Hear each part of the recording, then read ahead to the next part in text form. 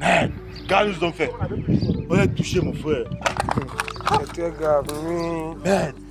La nuit du long couteau, comme on dit. C'est grave.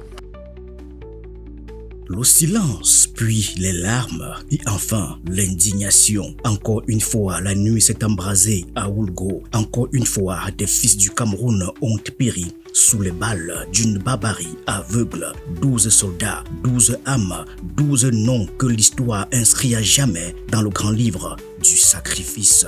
Face à cette tragédie, une voix se lève, celle de Maurice Kamto. Un hommage, oui, mais aussi un avertissement.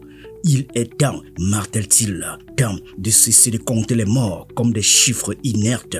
Temps d'affronter la vérité, celle d'une armée laissée à l'abandon où, je cite, le moral de la troupe qui est pourtant le premier levier pour stimuler la bravoure du soldat ne semble pas être une préoccupation du haut commandement. Il parle des soldats, de leur courage, de leur douleur aussi, une douleur qu'ils expriment désormais, même sur les réseaux sociaux, preuve d'un mal profond, d'un désarroi qu'on ne peut plus cacher. Maurice Kamto pose la question qui dérange. Pourquoi expliquer que Boko Haram frappe avec une, je cite, facilité déconcertante et que le bilan soit, je cite, chaque fois plus lourd? Derrière ces attaques, il voit une faillite du commandement militaire, un manque de moyens criant, une logistique défaillante. Il ne se contente pas de dénoncer, il propose un rajeunissement du commandement, une prise en charge digne des orphelins et des veuves des militaires tombés sous les drapeaux, une refonte des tableaux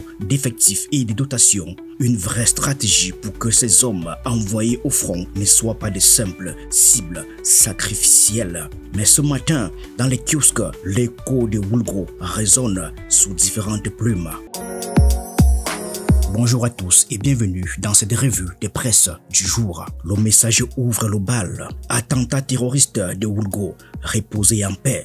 Un titre sobre, lourd de sens. L'indignation collective s'exprime dans ces quelques mots. L'émotion prime, loin des discours politiques. C'est un cri du cœur. La République saigne et la presse le dit sans détour. Immergence enchaîne avec une nuance plus analytique. Boko Haram, le drame de Woulgo.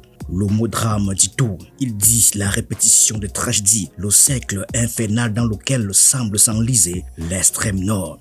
Il dit aussi l'échec d'un État qui voit les mêmes attaques se reproduire, les mêmes familles endeuillées, les mêmes silences officiels après chaque massacre.